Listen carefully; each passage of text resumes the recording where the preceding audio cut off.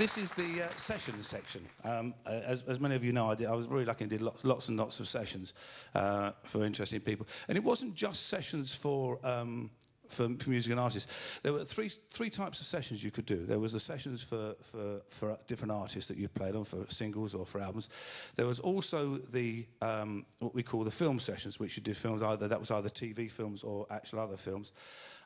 Or there was what we call jingles, which is your adverts.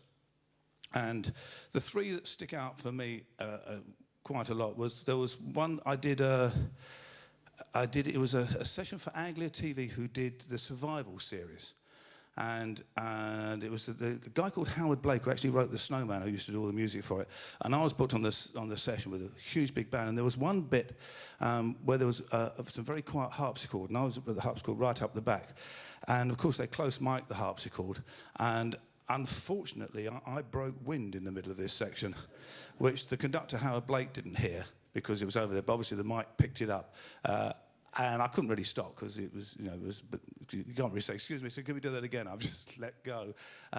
So it stayed on. And interestingly enough, when I actually watched the programme, it was on and they left it in. And I did a jingle, absolute true story, I did a jingle for a wonderful guy called Jerry Shuri, and it was for a German toilet roll company. And I have to say, it was the worst music. The advert was absolutely appalling. And there was me, a drummer called Barry Morgan, and Chris Spedding was on guitar, and I think Les Hurdle was on bass. So those are the names.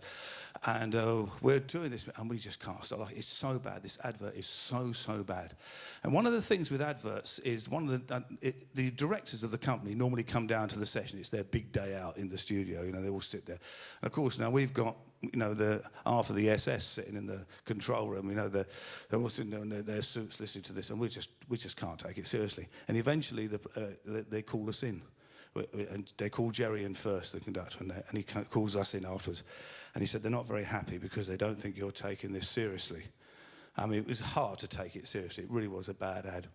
And we're sort of like trying to stop sniggering. And Barry Morgan had a great sense of humour. Suddenly went all serious. He said, they're right, lads, we should take this seriously. This is a very, very serious thing that we should be doing here musically.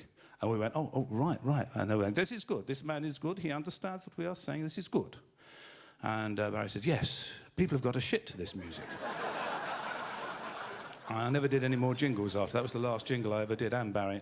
And at the other session, which was for a single, who was the guy who did Kung Fu Fighting? Thank you, Dave. Carl Douglas. I didn't do Kung Fu Fighting, but I did the follow-up, which was called Fire, which we recorded at Advision Studios. And it was just before we went in to do Close to the Edge, funny enough, and or Fragile, one of the two anyway. And they had a Steinway piano there. And I used to smoke in those days. And I was just having an ashtray on the top of the piano. And we were actually doing this track called Fire. Now, you've got to imagine the piano is in this position. There is the glass with the control room. So there's the control desk there, and the producer was a guy called Biddu, and then there was the main engineer who was there, and then behind me was the bass player and the drums and the guitarist and all that, and Carl was also in the control room. Now we're playing away. It was a good take that was going, and I had the cigarette, and I had about 3 bars rest where I didn't have to play. And during those 3 bars, I made a grab for the fag, and went to put it back down again after a drag, and knocked it, and it landed on here. This bit here. So the cigarette is now burning on there. Now I'm playing away, and the smoke, and I thought, I'll try and make a grab for it at the next 3 bars rest. Next 3 bars rest. So I pulled this foot, and it shot down and went inside. So it's now rolled inside. So I thought, that's not a problem, it will go. But it landed, it looked worse than it was. It landed on the felts. The piano's got lots of felts inside.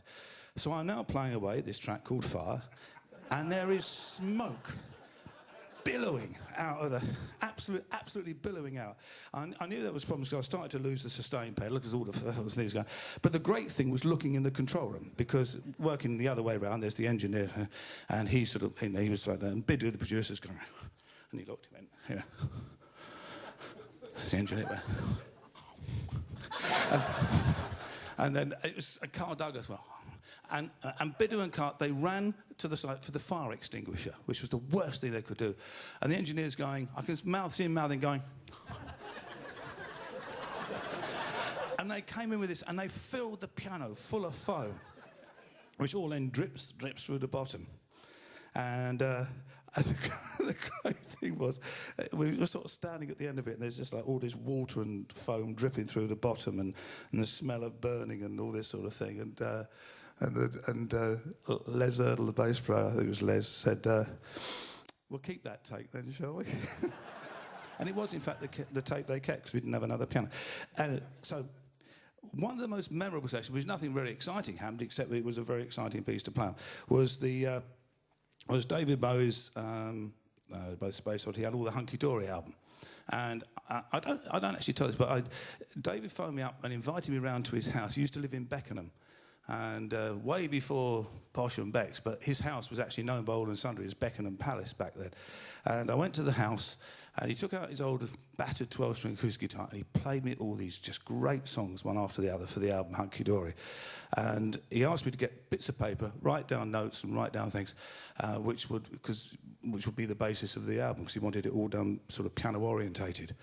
And interestingly enough, I found lots of original things when I was moving, and I found the original notes that I made for Life on Mars, which is quite interesting, because it even includes, when I played it through, I thought, this is weird, this doesn't sound right, and I remember that I'd written down a couple of wrong chords, so I've actually corrected them, but I'll probably play them wrong again tonight. So I thought it would be a bit of fun, and to play it exactly after David played it to me on his acoustic guitar. He said, write it down and then play it back to me as you would play it. So this is how I played it back to him for the first time that we ever did it back in 1970.